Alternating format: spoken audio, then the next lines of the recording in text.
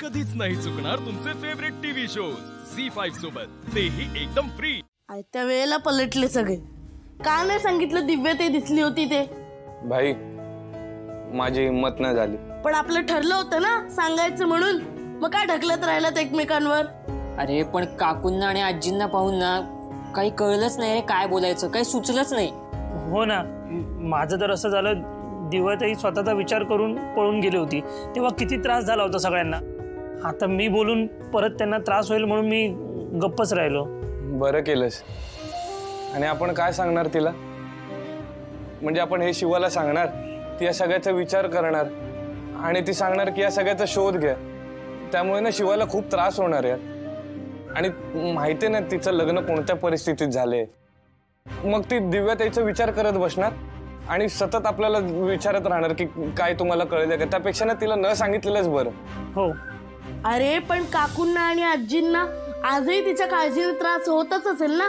अरे हो ना यार, पण आपण काय सांगणार होतो त्यांना की आपण दिव्याताईला बघितलं? कोणाबरोबर बघितलं? कुठे बघितलं? कोण होतं तिच्यासोबत? आणि जो तिच्यासोबत होता तो आपल्या ओळखीचा होता का?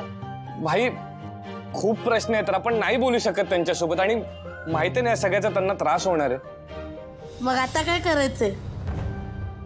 काय करायचं भाई मला असं वाटतं की आपण दिव्याताईचा शोध घेतला पाहिजे। म्हणजे दिव्याताई त्या दिवशी वस्तीत आली होती तर ती कोणाला तरी भेटली असेल ना, ती कोणाला भेटली असेल, कोणासोबत असते याचा आपण ना पूर्ण शोध घेतला पाहिजे आणि हे सगळं शिवाला सांगितलं पाहिजे। काय भाई खरं एकदम कडक ऑप्शन आहे, आपण असंच करू। हा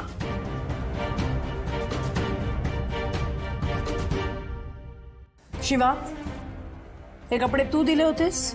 आई तुझे मला काम द्यायला सांगितलं होतंस ना तिला, ते हेच काम होतं अगं। नाही पण मी सगळे बघून दिले होते कपडे, म्हणजे पांढरे कपडे वेगळे आणि ते कलरचे कपडे वेगळे असेच दिले होते। मग हे कसं झालं? ए बघ शिवा, आता स्वतःला वाचवण्याचा प्रयत्न करू नकोस हा। अगं जे काय झालंय ते सगळ्यांसमोर आहे ना। पण ती म्हणते ना की तिने वेगवेगळे केले होते, मग कशाला उगाच असताय तू? संपदा, दर वेळेला तिची बाजू घ्यायची काही गरज नाहीये। आता ती या घरात आली आहे ना, मग या घरातल्या गोष्टी तिला माहित असल्या पाहिजेत। या आधी कधी असं झालं होतं का? छे छे, अजिबात नाही। अगं एका कपड्याचा डाग दुसऱ्या कपड्याला सुद्धा लागला नव्हता आणि साधा धागा सुद्धा निघाला नव्हता ग कपड्याचा। मग आत्ताच बघ ना, हे सगळे कपडे वाया गेले। शिवाय यार मी तुला म्हटलं होतं ना, तुला जे काम नाही जमत ते नको करूस, किंवा दुसऱ्या कोणाला तरी सांग। हे बघ आता हिचं काय करायचं, सगळे टाकून द्यायला लागणार। शिवा मला मान्य आहे देसाई घराण्यात खूप पैसा आहे, पण म्हणून असं वागायला नको होतं सगळं। पैसे काही झाडाला लागत नाही। आई सॉरी अगं, माझंच चुकलं। नाही मी विश्वास ठेवला ना तिच्यावर आणि हे काम दिलं करायला, मला वाटलं करेल नीट, पण शेवटी गोंधळ घातलाच। पण मुद्दाम केलं नाहीस ना? कीर्ती, असं मुद्दाम कोण करेल आणि का करेल? का करेल म्हणजे? अगं आई चिडली होती ना मगाशी तिच्यावर, म्हणूनच केलं असेल तिने। आता हिच्या मनात काय चालू आहे हे आपल्याला कसं माहित असणार? नाही पण मी मुद्दामून नाही केलं, खरंच सांगतेय। मी खरंच कपडे वेगवेगळे दिले होते। शिवा बस, मी तुला आधीच सांगितलं होतं मला कशात गडबड नकोय म्हणून। आणि कीर्ती, तुला सगळं माहित असताना कशाला शहाणपणा करून तू हिला काम करायला दिलंस? तुला नव्हतं जमत तर मला सांगायचं होतं। झालं ना आता एकाचे 4 कामं। वा छान झालाय चहा। श्वास काय दुपारी जरा झोप जास्त झाली का? नाही ते मगाशी आता या महिन्याच्या सेल्सच्या फिगर चेक करत होतो म्हणून थोडस ते लॅपटॉप वरती। दाखवशील मला नंतर? हो। काय मग आशू, कशी झाली मीटिंग? मीटिंग छान झाली खूप। सो आपलं प्रपोजल त्यांना खूप आवडलं। सो माझं असं मत आहे की सगळं पॉझिटिव्ह दिसतंय आणि हे बिझनेस डील क्रॅक होईल असं वाटतंय। वा वा वा वा आशू वा, तुझा कॉन्फिडन्स बघून ना मला खात्री आहे की ही डील तू क्रॅक करशीलच। आणि ही कशाला, या पुढच्या सगळ्या डील तू क्रॅक करशील बघ। शेवटी भाऊ कोणाचा आहे? आशू, मला तुझा खूप अभिमान वाटतो. म्हणजे कुणीही सोबत नसताना तू ही डील क्रॅक केली आहेस ना, हो ना सुहास? ऑफकोर्स. डोक्यात विचारांचं वादळ सुरू असताना अशी मीटिंग घेणं आणि डील सक्सेसफुली क्रॅक करून दाखवणं हे खरंच क्रेडिटेबल आहे. हो. कशाबद्दल बोलतोयस तू सुहास? नाही, ते असंच म्हणजे तो आजकाल खूप चिडचिडा झालाय ना, म्हणून. तुला कामाचा आणि त्याचा काही संबंध नाही. कसा संबंध नाहीये काका?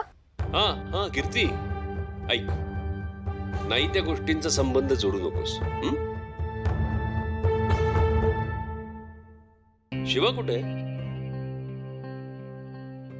भाऊ शिवा. भाऊ ती दुपारपासून तिच्या खोलीतच आहे. खोलीतच आहे का? आजारी बिजारी आहे की काय? तुमच्यापैकी कोणी गेलं नाही तिला विचारायला?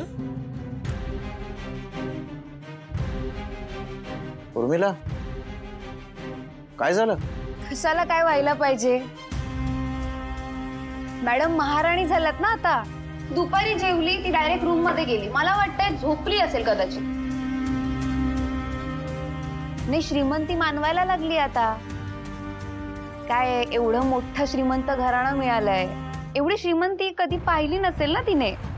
त्याच्यामुळे उपभोग घेतीये त्याचा. आणि त्यात तिला कुठलीच कामं जमत नाही.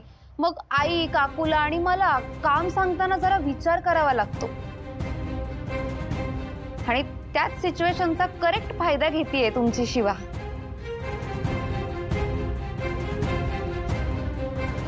कीर्ती, कधीतरी ना तुझं तोंड आणि तुझं मेंदू याची गाठ पडू दे, म्हणजे बघ फरक पडेल काहीतरी. कीर्ती बरोबर बोलते असं मी नाही म्हणणार, पण कोणाच्या मनात काय आहे हे आपण सांगू शकत नाही ना. आता बघा ना, किती वाजले तरी शिवा अजून बाहेर आलेली नाही. काय समजायचं आपण? नाही, बरोबर आहे. तुम्हाला सांगता येणार नाही तिच्या मनात काय चाललंय ते, पण मी बरोबर ओळखतो. शिवा असला काहीही विचार करत नसणार. त्या मुलीवर ना तसे संस्कारच नाहीये. दिसतायत. भाऊ, तुम्हालाच तिच्याबद्दल एवढा विश्वास का वाटतो? आशू, खरं म्हणजे तुला हा विश्वास वाटला पाहिजे. तुम्ही दोघेही एकमेकांचे मित्र आहात ना, लग्नाआधीचे. आता फक्त लग्न झालंय आशू, पण झालंय काय? लग्न झाल्यानंतर तू तिच्याकडे एका परक्या माणसासारखं बघतोस. एकदा बायको म्हणून नाही तर मैत्रीण म्हणून तिच्याकडे बघ.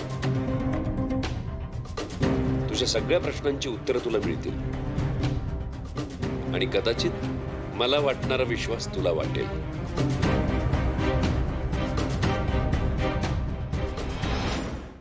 झी5 ॲप डाउनलोड करा आणि पहा सर्व एपिसोड्स एकदम फ्री.